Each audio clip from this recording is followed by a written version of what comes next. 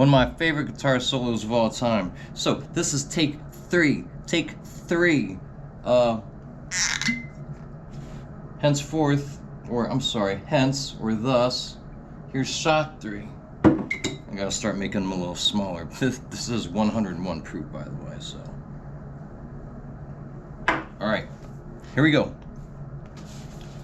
We've got Tried by War. Abraham Lincoln as Commander-in-Chief by James McPherson. So this is really, honestly, for those just tuning in, this is going to tie up a few things that I've already addressed in past videos. And again, I implore folks to go back in my reel and check out some of the old stuff, because there's a lot of old stuff. I mean, I've got, I don't know, maybe 550 videos almost by now. And I'm sorry about the lighting, but I'll show you why, or explain why in a minute. So we're going to jump right in.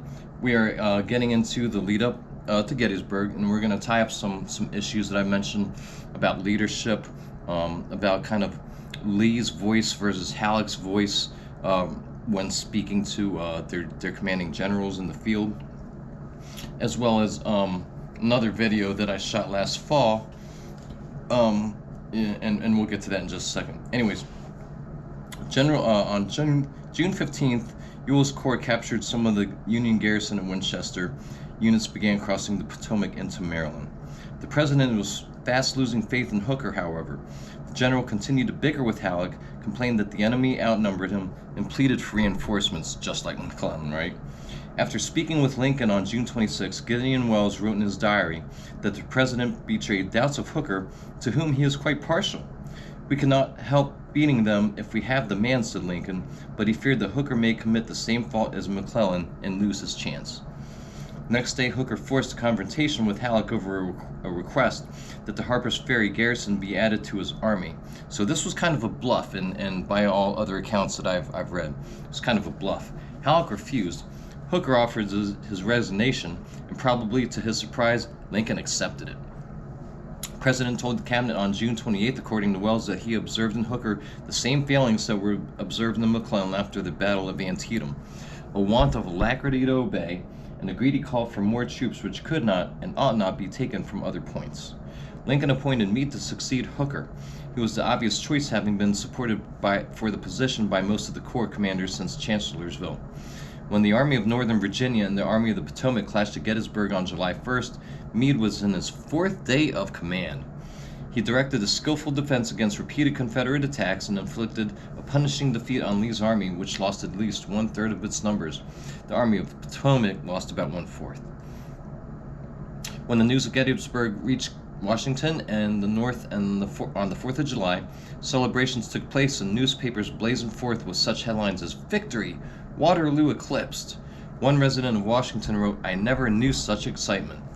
I'm going to skip ahead just a little bit here and there. Lincoln stood at a White House balcony on this glorious 4th and told a crowd of serenaders that the gigantic rebellion, whose purpose was to overthrow the principle that all men are created equal, had been dealt a severe blow. But the commander-in-chief wanted more. He wanted Meade to give it a death blow. As the Army of Northern Virginia began its retreat on July 4th, a drenching rain began to fall, true, and continued much of the time for the next 10 days. Union cavalry destroyed Confederate pontoon bridge over the Potomac near Williamsport, Maryland, and the rising waters made the ford there impassable.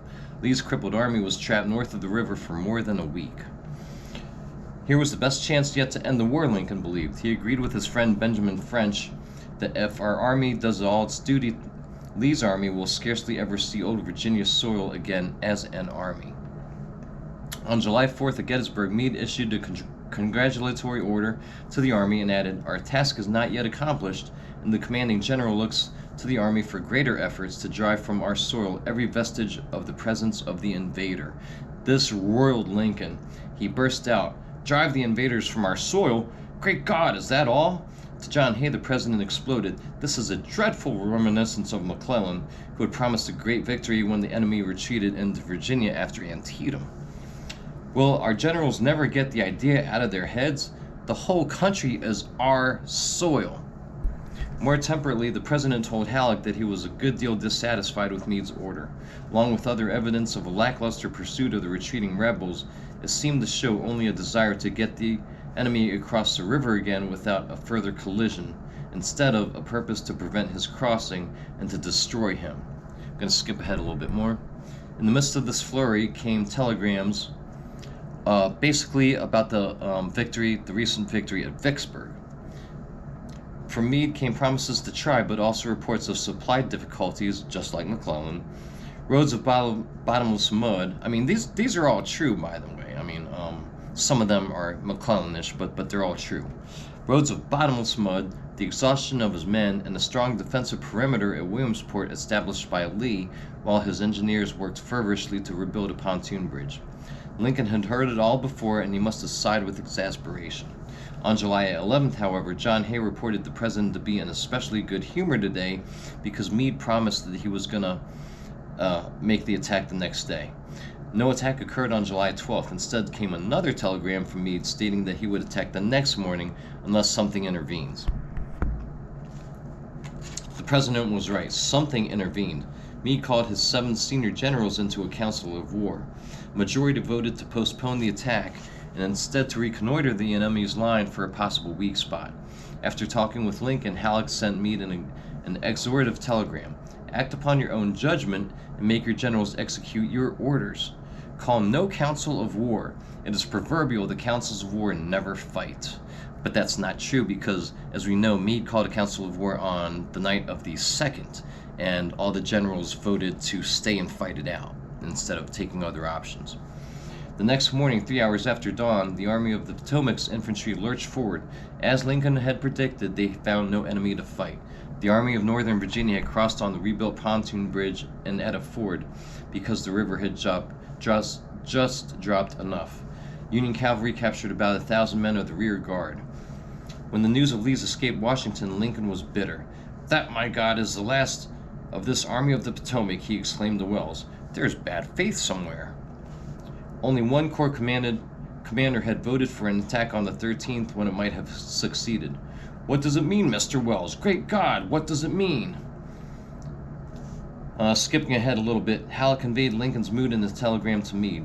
"The escape of Lee's army without another battle has caused great dissatisfaction in the mind of the President, and it will require an active and energetic pursuit on your part to remove the impression that it has not been sufficiently active heretofore." Famous for his short-fused temper, Meade fired back a telegram angrily tendering his resignation, and this was not a bluff. Halleck consulted Lincoln, who said that the resignation of the general who was being hailed as a hero of Gettysburg could, of course, not be accepted. And again, Lincoln was a shrewd politician and realized that just would not go over very well. Halleck so informed Meade in the dispatch to constitute a quasi-apology. Lincoln sat down to write a letter intended to mollify Meade. Now, this is what I told this story in a video that I titled something like "Whose voice is it anyways?" You know, is Lincoln really doing the speaking or is Halleck doing the speaking? But here's the letter. Lincoln sat down. "I am very grateful to you for the magnificent success you gave the cause of country at Gettysburg," he wrote to the general, "and I am now sorry to be the author of the slightest pain to you." But as his pen scratched over the paper, Lincoln's words strayed far from those of congratulations and apology. "My dear General," the President continued, "I do not believe you appreciate the magnitude of the misfortune involved in Lee's escape. He was within your easy grasp, and to have closed upon him would, in connection with our other late successes, have ended the war. As it is, the war will be prolonged indefinitely. Your golden opportunity is gone, and I am distressed immeasurably because of it." So I kind of just wanted to finish up by reading that letter, guys, because I think it's just a great story. I'm sorry, I forgot to tell you, if you don't already know, he never sent the letter, and I think it just kind of speaks highly of Lincoln, because he just realized that it would have done no good, and he couldn't fire Meade or wouldn't fire Meade. So with that in consideration, you know, sending that letter just would have been self-defeating. By the way, check out my shirt. I got this from Walker's the other day. Pretty cool. And here is the room again. We are staying a little budget style at the Super 8 tonight. So it's a short stay tonight, guys. I'm only here for a night and a day, and maybe a little more. I may stay another night, but I probably won't. Yeah, so there's why we have bad lighting. Anyhow, guys, I will catch you on the next one. Hopefully we'll shoot a little bit more on this day, and I'll see you later.